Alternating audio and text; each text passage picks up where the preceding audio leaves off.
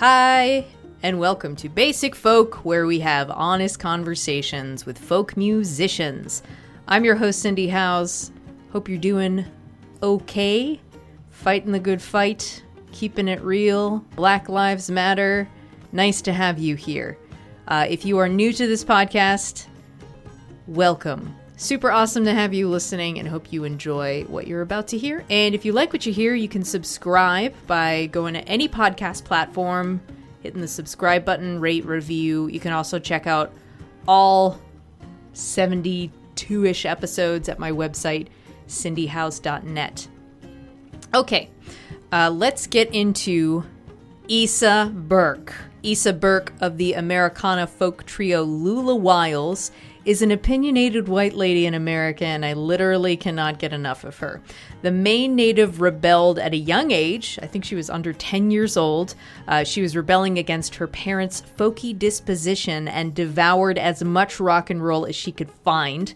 Eventually, her parents convinced her to attend Maine Fiddle Camp, where they attended as performers and teachers to campers of all ages. We're talking from babies to grandparents. And what do you know? Issa loved the hell out of Fiddle Camp and met some important friends while she was there, namely Eleanor Buckland and Molly Obomsawin, who years later came to form the trio Lula Wiles. Camp was also the first place that Issa saw young people taking on the folk tradition in a modern way. This excited her to no end, thus beginning a lifelong affair with traditional music. In our conversation, Issa talks about the lessons she learned at Maine Fiddle Camp and how they are reflected in her musicality and in her band. It also rooted her in a love of playing music for the sake of feeling good versus playing to sell a lot of records. We get into her lead guitar playing, and I gotta say my favorite part of this interview, and maybe any interview really, are Issa's candid comments about body image issues. She, a while ago, introduced me to the idea of body neutrality and talks about working to cultivate that and the struggle that comes along with trying to figure out how to feel about your body. Like I said, can't get enough of her, love her, would recommend talking to her for an hour at least.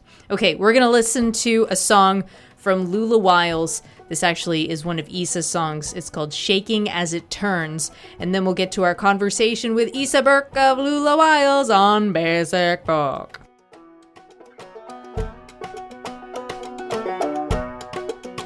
Is this land yours? Is this land mine? The fault lines crack and the fists they fly. In the heat of the night, I touch the falling sky.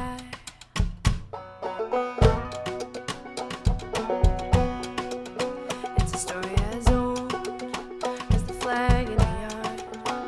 The money's too tight and the work's too hard. Baby, do you know just who your enemies are?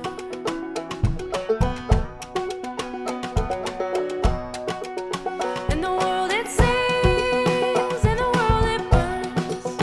I feel the world shaking as it turns. I feel the world shaking as it turns.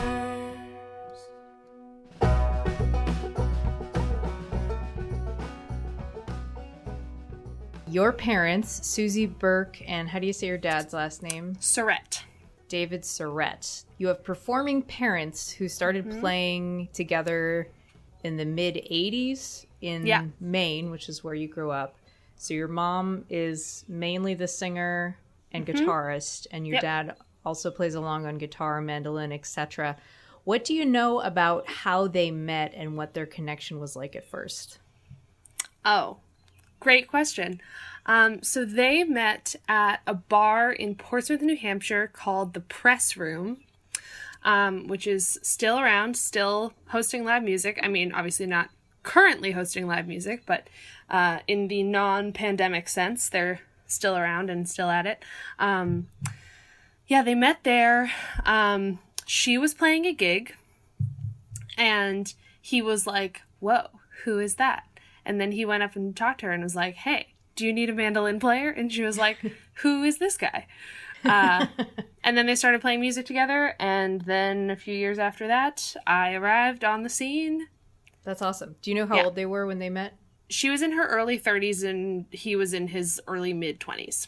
Awesome. So they're about 10 years apart, which is great. Cool. Totally cool. Your dad, I saw, compiled a book of Breton dance tunes from Brittany, which I like. Mm-hmm. I'm not going to pretend I know what I'm talking about, but it sounds like that's the Celtic region of France. True. What is the story behind that book and his interest in that kind of fiddle music? And then how do you think putting together something like that affected his musicianship? That's a cool question. So my dad, so the name Surette is, it comes from Nova Scotia, via France. It doesn't obviously originally come from Nova Scotia, but his family is French Canadian. And so I think through that, he kind of got really interested in French Canadian traditional music and then eventually in French traditional music. And he was already really into Celtic music, like particularly Irish music. And we have some Irish heritage in our family as well. So I think kind of being able to bring all of that together by studying the music of the Celtic region of France was a cool thing for him to discover. And he's been to Brittany at least once. I don't know if it was more than once, but I think at some point a long time ago he got a grant to go study that music in Brittany. Within like the Celtic traditional music scene, I think Breton music is a little bit less popular or lesser known. And so I think he's been really into like being an advocate for that music. Yeah, I found like the first few pages of it on Google somewhere, and it said that I like knew it was your dad because it said, drawing on page 2 by Isa Burke. And then it connected the dots. Yeah. Totally. But I have a little side gig of just designing the covers for my dad's tune books. Does he have a lot? There's only 2 that I've done the design for. He just released a new one recently, which is French and Italian tunes that he's notated for mandolin and fiddle, and I designed the cover for that. Does he just like find these traditional songs and then writes out the music? Mm-hmm. Yeah, he'll transcribe them, and for this new one, he wrote out like the tablature specifically for mandolin, and he's notated stuff specifically for guitar too. A lot of people find tablature easier to read if you play a fretted instrument. So yeah. That's awesome. Yeah. Can you talk about what parts of each of your parents' musical styles have influenced your playing the most? Which is like not a big question at all, but go ahead. Yeah, totally. Yeah. I mean, I think both of my parents have been really influential on me as a musician.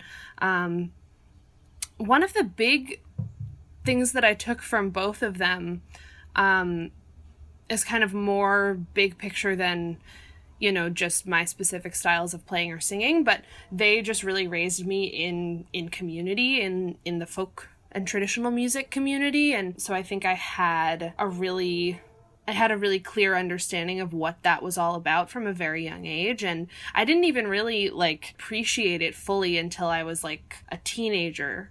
When I started meeting more young people who were playing traditional music, and specifically hearing bands like Crooked Still that were kind of making traditional music sound hip and young and fresh. But I think that, when I went to Berkeley College of Music, when I got there, I started seeing all these people who wanted to be professional musicians and they wanted to be really famous and make a lot of money. And I kind of realized that I was sort of unique in that I had this understanding of music as a vehicle for building community and playing music just for the experience of playing together, not for performing or making money. And then I also had a sense of it's totally possible to have a music career that is sustainable and can sustain you. And you're not famous at all. You don't have a manager, you don't have a booking agent. My parents have been a total mom and pop shop for a long time, and they sent 2 kids to college on that. We didn't grow up with a ton of money, but I was never in dire need. I always had everything I needed. And so I knew that they could do that. And I saw so many people in their community who were able to do that. And I feel like that gave me a really good grounding that set me up well for, what came later. This is something that I think we're going to talk about a couple of times during this interview. You have said that you rejected folk music. Like, you liked it, but you rejected the notion of that, like, I don't belong in this world. Like, I'm not a part of that because I only see older people playing it. Yeah. So it's funny to think like you kind of had like a reverse rebellion, like you were rebellious like before you were 10, but you were into like rock music when you were younger. Like, you wanted to play rock and roll. I just want to say for the record that you used to play trumpet in school band. True. And when you were People 10, forget. yeah, let's take a moment to leave space for the trumpet. When you were 10, your parents gave you a bright red electric guitar. I'm just wondering, like, what it was like when you got that guitar and if it changed your relationship with your parents. Like, did you view them any differently after that? Like, oh, these people understand me. They support me. Yeah. Or not. Yeah, I mean, I think, so they got me the electric guitar. Literally, I can point to two very specific things that made me want to play the electric guitar. One was the movie School of Rock starring Jack Black. And the other was the movie Freaky Friday starring Lindsay Lohan, in which her character is in a band and plays the guitar. There's a scene at the end where she plays a song at her mom's wedding, and that was formative. And so, they were down. They got me the electric guitar, and my dad started, he would teach me like Beatles riffs. I remember learning the riff from Day Tripper. That was like one of our early guitar lessons. And I think my parents did a really good job with both me and my sister of like encouraging us to be musical, but not ever forcing or pressuring us. They just really kind of immersed us in music and sort of let us kind of take the lead. And then there were times when they were like, no, like, you really should practice because you decided you wanted to learn this. And you agreed to do this, and part of that means like working hard on it. But I think they managed to hit a really good balance. Yeah, so I went nuts for the electric guitar. I remember I played the song What I Like About You in the 5th grade talent show. And then at a certain point, I went to Maine Fiddle Camp and met, some young hip folkies. And I was like, yo, folk music is cool now. And then at a certain point, I circled back to the electric guitar. And now I feel like it's all coming together. Totally. So you say that singing with other humans is one of the greatest possible joys in all of human life. And your sister, Juliana, also sings. Does she play? Mm-hmm. She plays a few different instruments. She's not a professional musician. She knew pretty early on that wasn't really what she wanted, but she's an amazing musician. She's kind of dabbled in a lot of instruments over the years. She played fiddle. She actually played fiddle before I did. Acoustic guitar, electric bass. I gave her a couple clawhammer banjo lessons a couple years ago, and she picked it up like insanely fast. So she's becoming pretty good on the banjo, but she's mainly a singer. She's a super amazing singer. She was like the musical director of an a cappella group in college, and lots of good stuff. Yeah, she writes songs. She's awesome. Sounds like you guys are very close. We are. We're best buds. That's great. What was it like for you to have a sibling that was also musical and somebody else to sing with? And what's different about singing with family versus other people? Totally. I think that like my sister and my mom and I, and my dad too, we all really love singing together. And there is definitely a pretty special thing that happens when, especially I think the three women of the family sing together.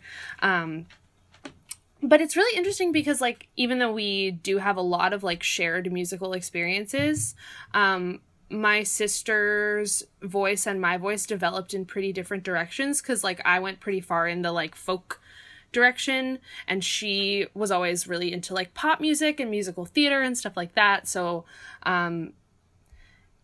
yeah, it's funny, like, I think our singing styles are pretty different, but if you hear us talk, like, people say all the time that they can't tell us apart on the phone. But yeah, our singing styles have evolved in really different ways. But I think just because we have, a certain like there's a certain crazy, freaky sibling connection. We're able to blend really well when we sing together. And it's, there is totally a special family thing. I mentioned this earlier, but your parents are music educators, and they would go to Maine Fiddle Camp where they would teach there. But you didn't want to go because you thought playing music was for old people. You said, I liked it, but I didn't really see a place for myself in that. I just associated it with my parents' generation. I'm interested in like how you relate to representation. It totally resonates with me that you didn't think playing folk music was for you because you didn't see people that looked like you playing it. Yeah, totally. What has been your experience with identity and representation like that? It's something I think about all the time. It's just impossible to overestimate the importance of representation in music and in all other areas. It's been studied that people feel more inclined to do something when they see someone who looks like them or who shares a certain identity or experience with them excelling in that area.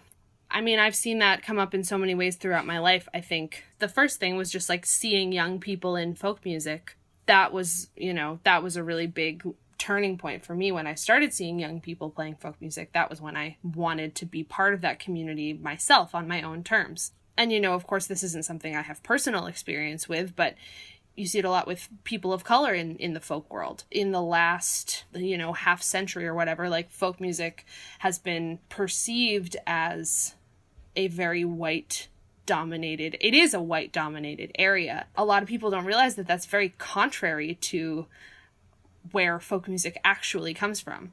And there are so many amazing people now who are sort of reclaiming that heritage and making it visible again as it rightfully should be. I was just watching my friend Jake Blunt do a live stream for his new album, which is focused on his interpretations of the Black string band tradition. I admire people like Jake and Rhiannon Giddens so much for doing that. But my personal experience with representation has been, I've had a lot of really gratifying experiences where I feel like I've been able to kind of, be the role model that I didn't always have. It's insanely humbling and gratifying that I could be that for someone else. I've had gals come up to me and say, like, I've never seen a woman play guitar like that before. And I'm not like an amazing guitarist. Like, I'm good, but like, it's just like the bar is so low sometimes. It's really wild. I recently produced an album for Liv Green, and that was my first time acting as the producer. And, obviously women producers are perhaps even more underrepresented than women guitarists. And I'm glad to just be a small drop in the bucket towards, changing the balance. Camp was also the first time you saw young people innovating with their own musical ideas within a traditional music framework, which is like basically what Lula Wiles' whole thing is. Yeah. Can you talk about what that realization was like for you as a young musician and why that practice is so important? Yeah. I think there's this weird thing that happens in the folk music world where people forget that innovation is literally what folk music is about. I see it perhaps most starkly in the bluegrass world, where people just get so hung up on playing things exactly the way that Earl Scruggs or Bill Monroe played them. And it's like, that Earl Scruggs and Bill Monroe were inventing a new style of music, right? Like, the tradition will die if you don't innovate with it, if you don't keep moving it forward, because that is perhaps truer to the actual spirit of the tradition. I think preservation is important too. I think it has to be both. And that isn't to say that, like, all old people are trapped in the past and all young people are the forward-thinking innovators. There's a lot of great music all across that spectrum being made by people of all different ages. But I do think having age diversity in the traditional music world is a big part of keeping it, feeling alive.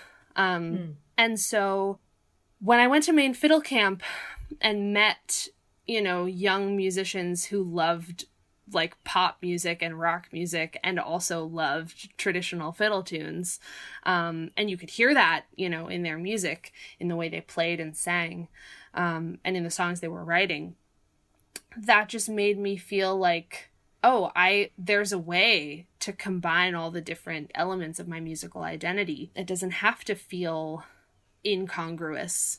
It doesn't have to feel like you can't meld these things together. There are no rules. There are no rules. You can literally do whatever you want. Eleanor Buckland was on Basic Folk a while ago, and we talked about, like, I don't really understand the culture of these old Maine fiddle tunes. There's like a legacy. Yeah. Like I read somewhere, you're like, Lissa Schneckenberger, who's this like amazing young fiddle player. Yeah. She taught us an old logging ballad. And I was like, what the hell is that? What did you learn about, like, when learning these fiddle tunes, you must have learned the history about them. But like, also, what did you learn about how fiddle helped people express their Maine identity? So if you look at any like regional music tradition, you will see that a lot of traditional music serves very practical functions in people's day-to-day lives. You know, there's an amazing musician who I know from Maine Fiddle Camp, and there's a ton of people in Maine doing this, but this guy Bennett Knesny was the first person who really got me hip to the concept of work songs. And there's, you know, logging ballads are a good example of this. Like, there were these songs that people would sing both to like document what their work was like, and also songs that people would sing while working. You know, you hear those like sea shanties.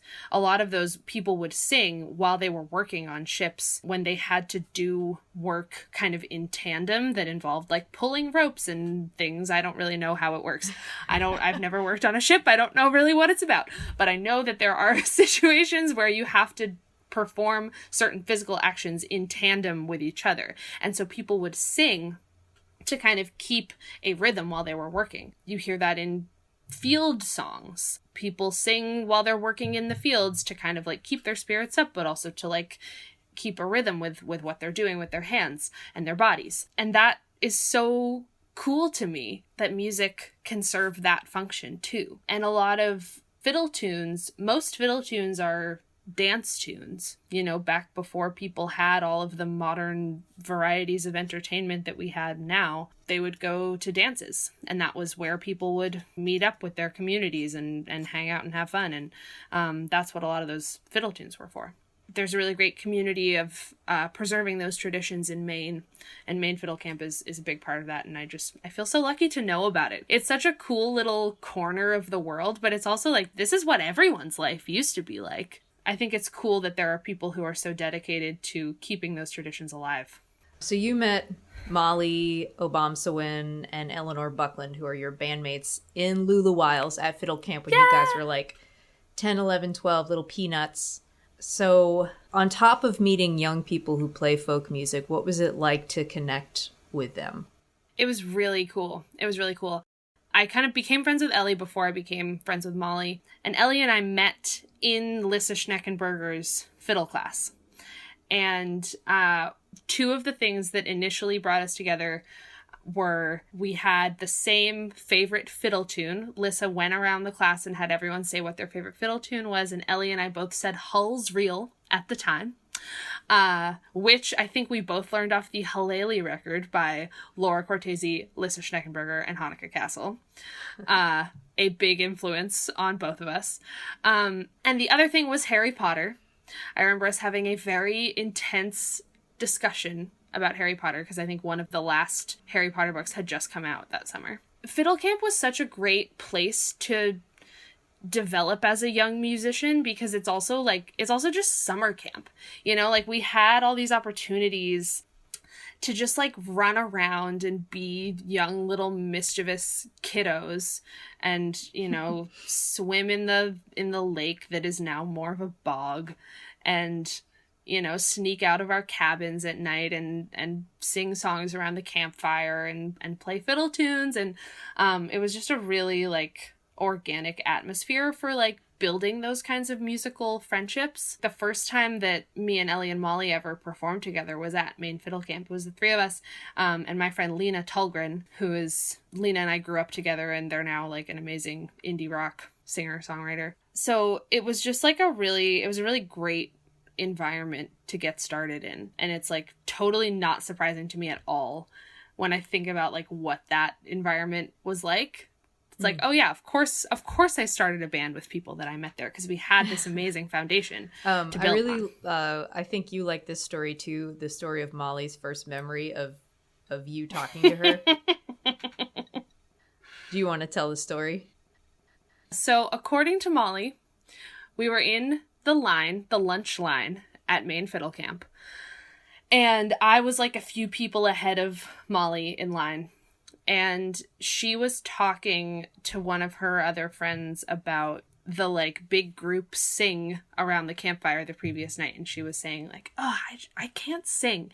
And apparently I just turned around to her and I said, shut up, you can sing. Which is like such a fucking me thing to say. Yeah, like, so snarky yet also encouraging. Yeah, I was like wondering, because you were like, I don't remember it, but it totally sounds like something I would say. What do you think that memory says about you? I think that memory is like weirdly prophetic about like me and Molly's friendship, that just like we can be super like snippy and snarky with each other, but fundamentally very supportive and encouraging.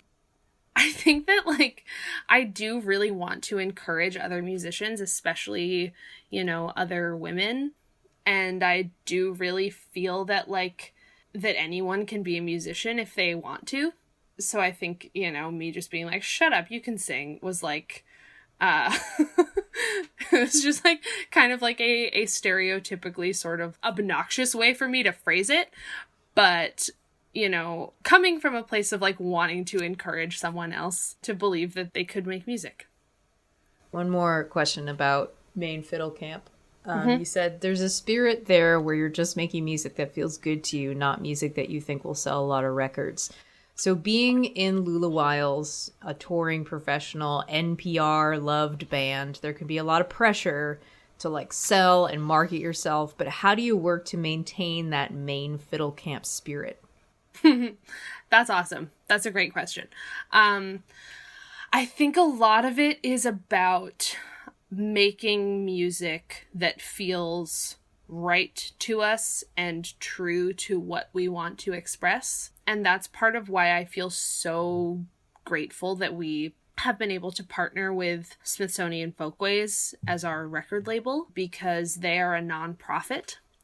And I think that ethos, they're really about making music that is expressive and that represents various voices of various people is huge. And not that there are great for-profit record labels out there, but I think that as a band with pretty strong like anti-capitalist community-based values, I just feel so lucky that we have a record label whose number one goal is not making money.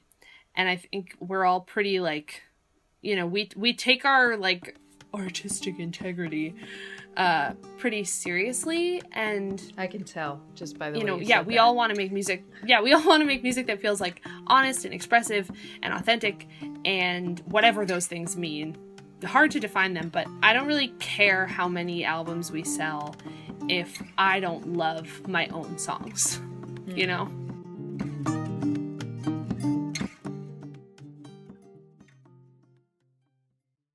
In thinking about your lead guitar playing, I was wondering, because it sounds like you were like, wouldn't it be funny if I took a guitar solo and then you didn't know how to solo, but then you just like started doing it and, practiced and got better and better. But like, what does that say about you as a musician? I'll tell you how I see it, and then you can tell me if I'm wrong. Yeah, tell me. I see it as like another example of how you're like a pretty brave performer? I thank you for saying that. That's really nice. Yeah, I think that I don't know that I would say brave necessarily, but like maybe confident. If other people think I'm brave, I'll take it. That's great. But a lot of it is, you know, I just like I had a lot of support early on, you know. I wish that for everyone. And I was already kind of starting to improvise on the fiddle, so I wasn't coming into it totally blind on the guitar. Like I kind of had some general ideas about how to improvise, but I like physically didn't really know what I was doing on the guitar. But like it was just when I started playing with Ellie, we started playing as a duo, and usually it was like one of us played guitar and one of us played fiddle, and then sometimes we started doing some two guitar stuff, and I was like, haha, it would be funny if I tried to take a guitar solo. And then I just, you know, I did it more and more and started getting good at it. And I think also a big part of that is like women tend to feel more confident when they're playing with other women. I think that's why women often tend to start bands with each other, because there isn't that weird kind of like gender dynamic thing where like all the guys have grown up seeing men shredding the guitar, and so they've felt confident like working on that from a really young age, and that is often not the case with women. So like I experienced this so much at Berkeley, where like my Harmony 4 class, I was the only girl. Oh, that's a high level. Harmony 4. Yeah. It was the highest level. And I was the only girl in the class, and I just felt like so scared a lot of the time that if I said something wrong, everyone else in the room would be like, "Oh yeah, of course the girl got it wrong." You know, and I would just feel this need to prove myself all the time. And you don't feel that when you're playing music with other women. You can just like, you can try things and get it wrong and experiment and learn without worrying about whether you're like doing a good job of representing the team. And I think that plays out across so many different like identity groups, that people of any marginalized identity group feel like they need to be extraordinary. They need to like represent the team as well as they possibly can. And that's a really kind of unfair standard to have. I've read a little bit about how like the complicated feelings that you have about like dressing up on stage and like just kind of like looking the way that you want. Like, what, you should just be able to wear a sweatshirt on stage, but then women have to like wear makeup and dresses and stuff. Mm-hmm. Okay, so that is a debate that will never end. Yeah. But in thinking about how you look while performing, like the way that your band Lula Wiles dresses on stage actually speaks more than just like women looking good on stage. Like I see it as women dressing modern and hip in the same way that like you're modernizing the folk genre, like continuing on what Aoife O'Donovan, Laura Cortese, Hanukkah Castle, Lisha Schneckenberger, like those ladies like were, I mean, Laura Cortese changed my life with fashion. Like we used to go shopping together, and like that's awesome. Seeing her perform on stage in these like incredibly modern outfits while playing like a fiddle tune, I was just wow, like this is like really something. I think I just want to know how you feel about that. Like what intentionality do you see with Lula Wiles? Like image? Oh man, this is something that I think about a lot, and that we've talked about a lot as a band. And I was having a conversation with my parents about it recently.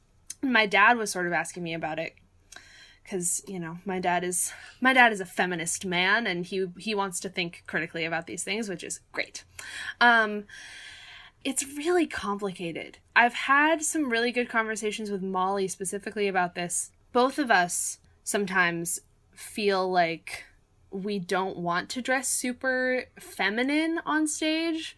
Like I feel like there was a time when I was always wearing like floral print dresses and stuff like that, and now I don't really like wearing dresses or skirts on stage most of the time. I prefer pants or perhaps a nice jumpsuit from time to time.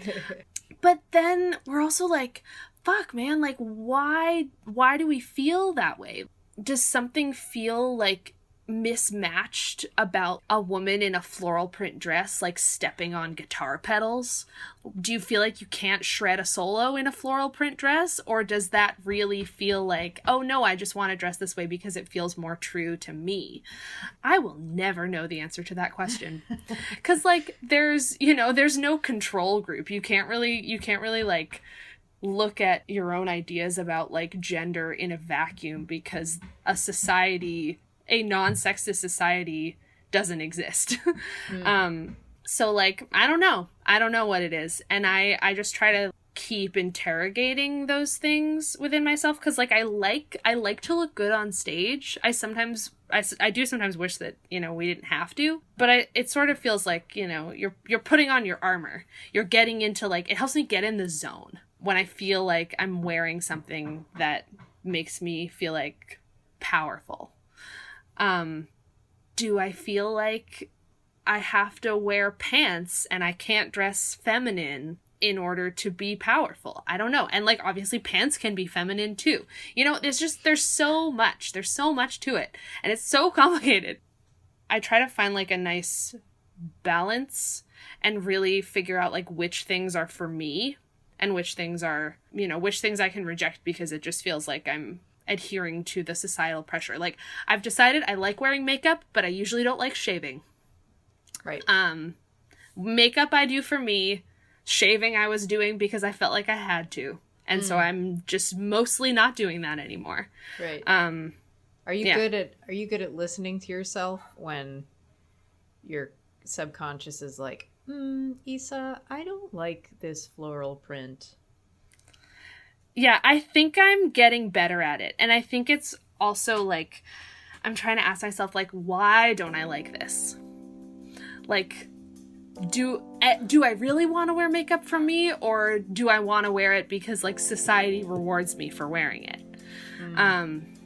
And like, also you just have to like be a person. Sometimes you just can't you can't just like do the progressive thing 150% of the time. Sometimes you're like, yeah, like I don't want someone to tell me I look tired, so I'm gonna wear makeup. Love that. It's my favorite thing when somebody says that.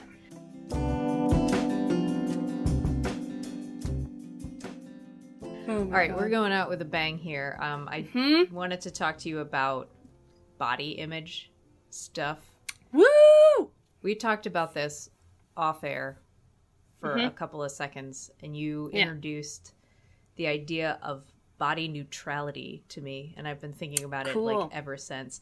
And I wondered if you could talk about the evolution, if you're comfortable, talk about the evolution of your relationship with your body, and how do you think the body you have shaped like you as a human?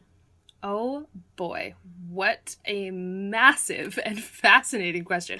I'm so glad you brought up the concept of body neutrality. I somehow came across an article about this concept. I think it was in Man Repeller. What? That was talking about the concept of body neutrality. Man Repeller is an amazing website. Focusing on fashion, but also other things. And I didn't really realize, until I read this article, I didn't really realize why, like, body positivity had kind of rubbed me the wrong way sometimes. I think it's a great concept, but, like, what body neutrality means to me is, like, you don't always have to feel positive about your body. Like, we can just not worry so much about bodies all the time. And that, like, attractiveness and, like, fitting into, fitting into someone else's ideas about, like, how your body should be shaped and what size it should be is just, like, it doesn't have to be the thing we all think about all the time. And you don't have to feel positive about your body in order to, like, be good at what you do or be valued. As someone who performs on stage for a living, or did until recently, it is unfortunately something you have to think about. Like, I have had so many experiences where, like, I'll see a photo of myself taken in the middle of a show, and I'm like, oh my God, no. And that's such a shitty feeling, because it shouldn't be about how you look. But it is, because people look at you for your job. Yeah. And like, I'm not a small woman. And I'm someone I'm medium sized. I can find clothes that fit on my body in most stores. It just blows my mind that like, I feel like I have such a complicated relationship with my body, and yet there are women who are bigger than me, you know, who can't find clothes that fit them in most stores. And I'm like, fuck, I feel like it's hard for me. It's so much harder for them. So I do want to like acknowledge that. My bandmates are both smaller than me, and not that, you know, thin women can't have body image issues too, but I just think it's just fucking true that like the bigger you are, the harder it is. There have been times when like we go shopping at vintage stores when we're on tour, and I'm just like, yeah, I'm just gonna wait over here. This store has nothing for me. And I also have like pretty big boobs, and that makes it hard to shop. Do you remember that store at the mall that was like 579? Where like everything was like a size 5, 7, or 9. That's so dumb. Well, now there's that stupid store, Brandy Melville, where everything only comes in one size, and it's supposed to be one size fits most. I want to fucking burn that store to the ground. I hate it. It's like, are you trying to give people eating disorders? Like, stop. Right.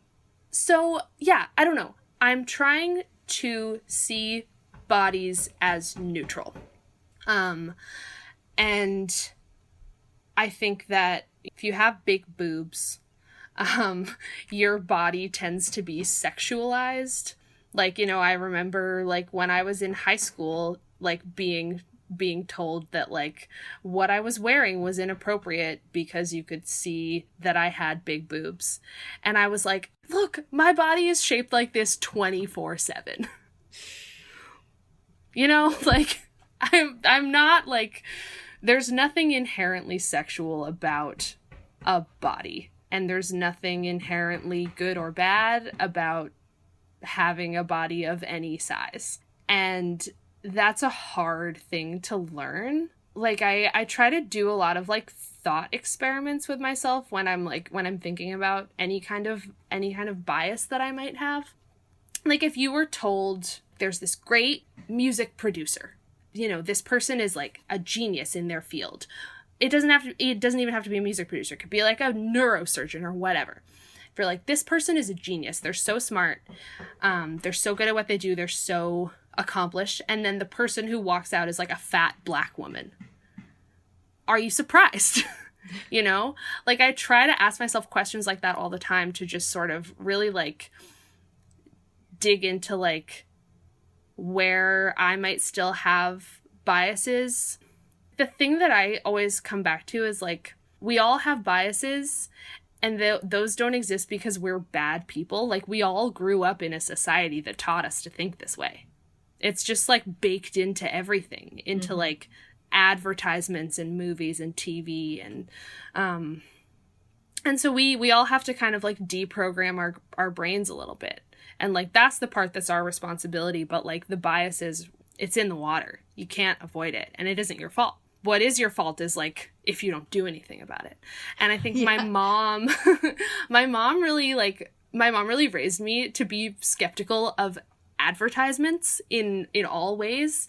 I think that was really helpful for me in trying to develop like a healthy body image, and also just developing my general like anti-capitalist sentiments. That my mom was like, she wanted us to like not watch TV with advertisements in it for a long time. And, you know, obviously when I was a kid, that was annoying because I wanted to watch like Nickelodeon, like all my friends, and she wanted us to just watch PBS. But as an adult, I'm really grateful for that because I think it did help develop a lot of my attitudes about those things. Man, I will say that I have so much more I could say on this, but yeah, keep going. We'll have to do another podcast specifically about this, yeah, because I have my own opinions and feelings. It's hard to like find somebody to like talk about this with, because I feel like a lot of my approach to this for my life has been like, I just want to be like, oh, I'm so fat, and then I just want someone to be like, no, you're not. But like really what I wanted somebody to say was like, it doesn't matter. You're still Yeah. a good person and we love you. Totally. Totally. Yeah. And like that is like right on. And like I think I want people to be able to talk about bodies in a way that doesn't have to be sexual and doesn't have to be negative. Like I can just be like, yeah, like I'm a little chubby. Like I have a belly that hangs out a little bit. And like who fucking cares? Who cares?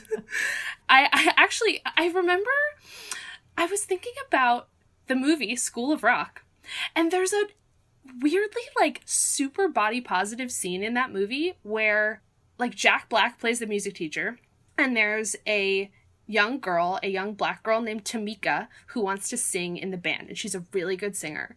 And she says to him that like she doesn't want to sing in the show, and he says, why? And she says, I don't know, because I'm fat. And he doesn't say you're not fat. He says, who cares? He was like, you know, when I get up on stage, people love me because I'm sexy and chubby. Have you ever heard of Aretha Franklin? Like, she's a big lady and people love her. I can basically like recite this movie verbatim because I've seen it so many times. It was like my favorite movie. I love that. And I just remember watching that and being like, man, that's so cool. And, you know, if you look at the history of music, there have been so many like amazing big women who, like Sister Rosetta Tharpe, she's like a big black woman who was like one of the first rock and roll guitarists. She was super, super influential, and a lot of people don't know about her. I think she was queer too, which is like, she's just the coolest. Yeah. And so, yeah, God, amazing. Yeah. And so like, it's such a pervasive bias that still exists among people, and, you know, just gotta like not be afraid to dig into it. Yeah, I agree. It's just really great to talk to people about it, because I feel like I've had so many conversations with people about this where both of us are just like, yeah, oh my God, like we can talk about this. Right. Oh my God, yes, I experienced that too. Yeah. And people just feel so much shame. There's so many topics like this in life that are like so taboo. Hearing about people who have miscarriages, and then them talking to other people who have had miscarriages, because it feels like you're the only person in the world that's ever experienced anything like that. But yeah, I think maybe the lesson here, Issa, is if we've learned anything in our conversation, is to talk about things that are uncomfortable. Yeah. I think so. Just throw it out there. Yeah. But not with everyone. Not with everyone. Some people just can't handle it. Right. And you know, try to create safe spaces for talking about these things. Totally. What we're going to do now, Issa, is something called the lightning round. Ooh, fun. Okay. Here we go. Lightning round. First song you learned on the guitar. Day Tripper by the Beatles. Batman or Superman? Batman. Karaoke song. Complicated by Avril Lavigne. Favorite radio station as a kid? 92.5 The River. In Massachusetts? Yeah, we got it. I was in very southern Maine. We got that station. Yeah. Nice. Dogs or cats or something else? Cats, but I don't subscribe to the dog-cat binary. Love that. Me neither. But if I had to pick, You've passed. Cats. Yeah. What is your coffee order? Cold brew, black. Hardcore. Favorite U.S. city? Brooklyn, New York / South Berwick, Maine. I don't know. First album you bought with your own money? Metamorphosis by Hilary Duff. It's just the truth. First concert? I have no idea. Probably one of my parents' concerts. Last book you read? I'm currently reading Pleasure Activism by Adrienne Marie Brown. Before that, I read The Secret History by Donna Tartt, which is amazing. Both of those books, amazing. Ooh. Dream collaboration? Ooh. I would love to work with Sam Amidon. Flying or invisibility? Flying. Star Trek or Star Wars? I guess Star Wars, but I don't really have a strong opinion on that. Lord of the Rings or Narnia? Lord of the Rings. Where's the most beautiful place you've ever visited? Probably Florence, Italy. Nice. Yeah. Is that the Celtic part of Italy?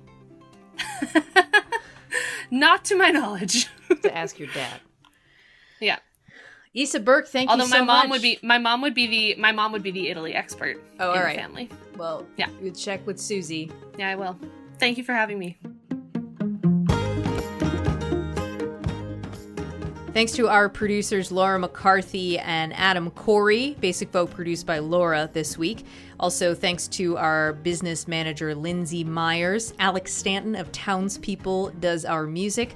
Basic Folk is proudly part of the American Songwriter Podcast Network. You can find all sorts of show notes and details at my website, including links to Isa and her Patreon. My website is cindyhouse.net. Hope you liked what you heard, and if you did like what you heard and you're listening all the way to the end, you must really like this podcast, and in which case I'd appreciate it if you would tell a friend or subscribe, rate, and review, and we'll talk to you next time. Okay, bye.